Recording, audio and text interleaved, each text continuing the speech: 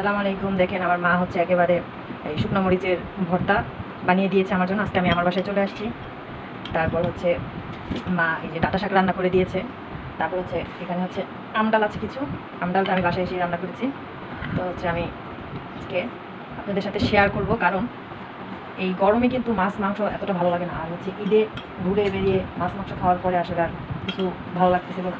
তো মা গ্রামে গিয়েছিল, তো আমার খালা হচ্ছে দিয়ে দিয়েছে। দেখেন আমি হচ্ছে এখন মরিচ দিয়ে ভাত খেয়ে আপনাদেরকে দেখাবো।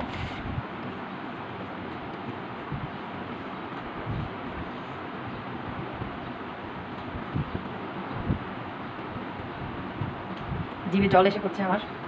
এই দেখেন অনেক লাল, কিন্তু এটা একদম মরিচ, এখানে আর কিছু নেই, শুধু শুকনো মরিচ। হুম, বাহ, অনেক মজা, অনেক। মানে এটা হচ্ছে লাকড়ি চুলায় করা তো, অনেক টেস্ট, অনেক। না খেলে বুঝবেন না, এটা হচ্ছে গ্রামে